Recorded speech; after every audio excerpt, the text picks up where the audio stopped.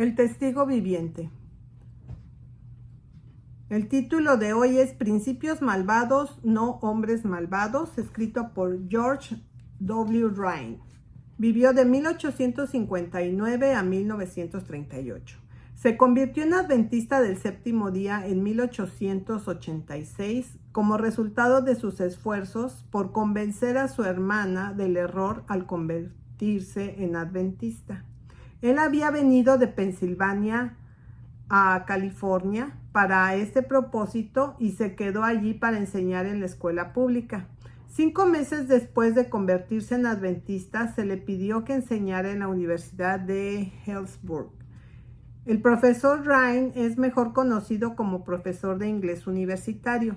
Con algunas interrupciones, su carrera docente se extendió a partir de 1886 hasta 1928.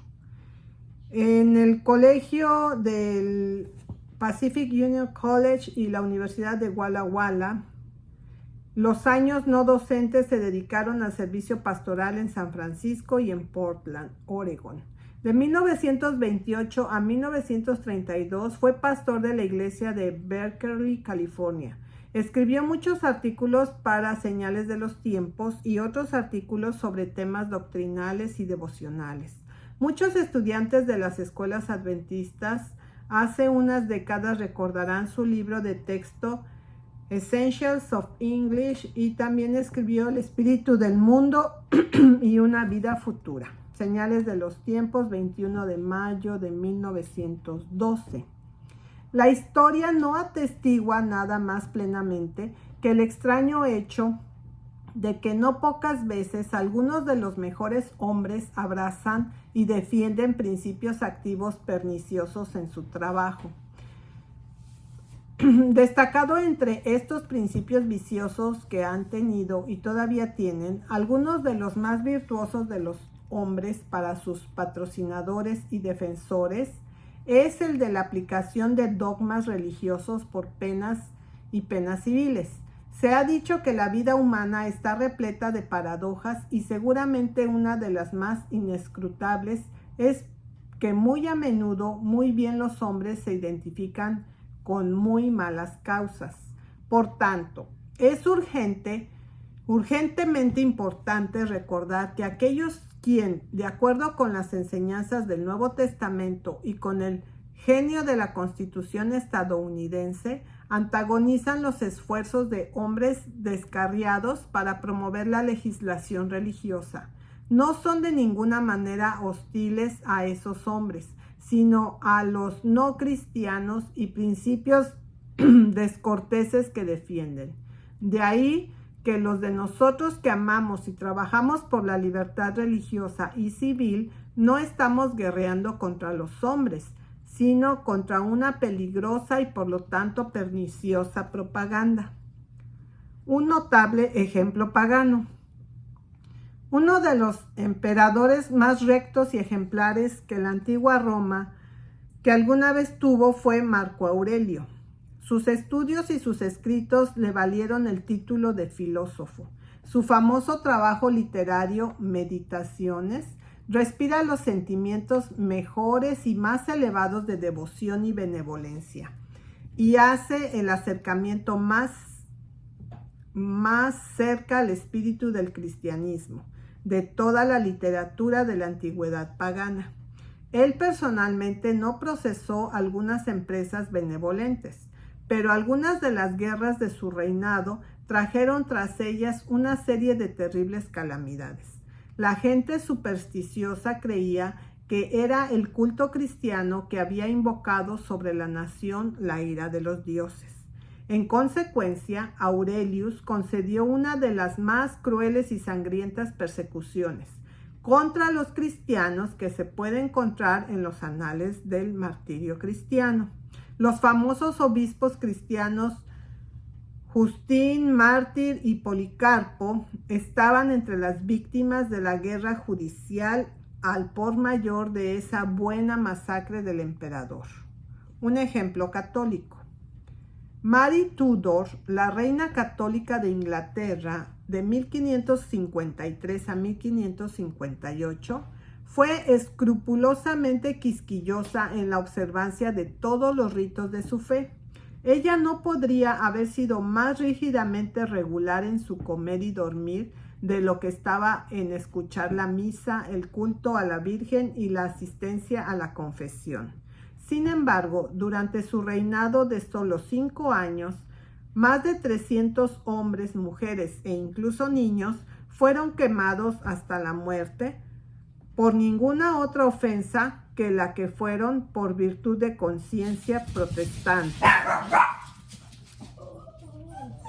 Ahora bien, no fue una crueldad perdida que llevó a Bloody Mary a la comisión de aquellas horribles atrocidades. No, era el fanatismo religioso. María era severamente virtuosa y casi ascética religiosa. Sin embargo, era la víctima de los engaños más crueles y anticristianos a los que el corazón humano es susceptible. En filas protestantes.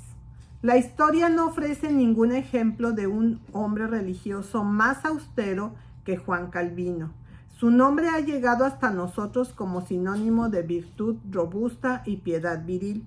Y todavía fue por instigación de Juan Calvino que el erudito Michael Servetus fue quemado en la hoguera, en Ginebra, octubre 27 de 1553.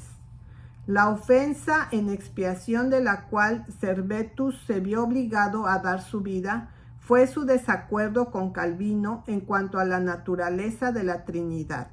Nadie duda de que Calvino fue un buen hombre, pero ¿quién puede creer que la inmolación de Servetus fue una buena obra? Quizá nunca haya vivido gente que haya superado a los puritanos colonos de Nueva Inglaterra en robustez de carácter, en profundidad y fervor de convicción religiosa, o en proeza moral e iniciativa. Los ministros puritanos que llegaron al Nuevo Mundo no solo estaban entre los hombres más ardientemente religiosos de su edad, pero también entre los más eruditos. Pero fueron estos mismos santos intransigentes que especialmente en Massachusetts erigieron una teocracia con nervaduras de roca, con el fin de que pudieran dominar la vida religiosa y política de la gente. Creyeron erróneamente que era su deber no tolerar ninguna opinión religiosa que pudiera ser en lo más mínimo diferente a la suya.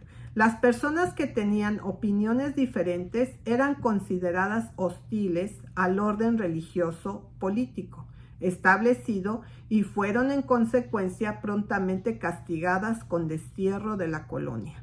Y en algunos casos las penas de azote se agregaron el corte de las orejas y la confiscación de bienes.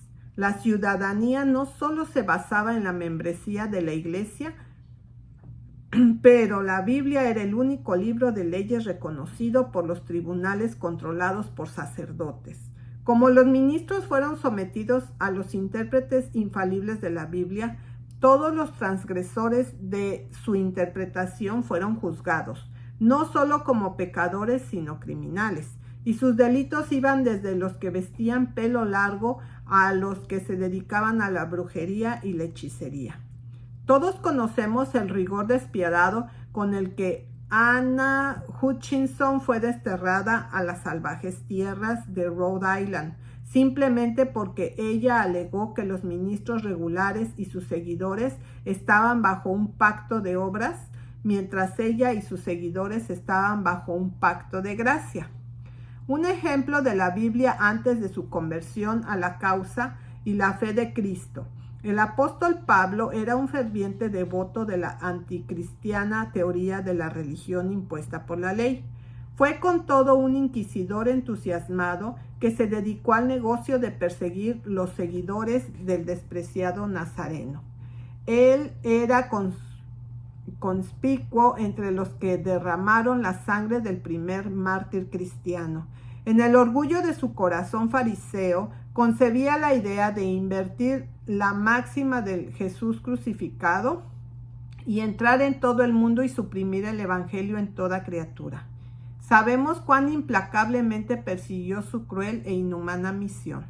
Estaba sumamente loco contra los cristianos, y cuando no encontró en Jerusalén combustible para alimentar el fuego de los mártires, solicitó al sumo sacerdote para autoridad para ir a Damasco y hacer estragos en la pequeña banda cristiana que adoraba allí. Ahora, el punto que debe notarse es que Pablo había sido plenamente consciente como inquisidor y perseguidor. Mucho después de haber encontrado a Cristo, dio el siguiente testimonio en cuanto a los motivos que lo habían movido en su amarga guerra contra la Iglesia de Cristo. Verdaderamente pensé conmigo mismo que debía hacer muchas cosas contrarias al nombre de Jesús de Nazaret. Al luchar contra la causa de Jesús, Pablo se pensó estar en el cumplimiento del deber. Él era genuinamente escrupuloso. Tocante a la ley, era inocente. Ningún hombre ocupaba su lugar con más regularidad en el templo u observaba el sábado con más escrupuloso cuidado que Pablo. Nadie lo podía superar en justicia. Sin embargo, frente a todo esto, había estado luchando contra Dios. Había sido un blasfemo y perseguidor, según su propio testimonio. Pero como había perseguido por ignorancia en incredulidad, él obtuvo misericordia.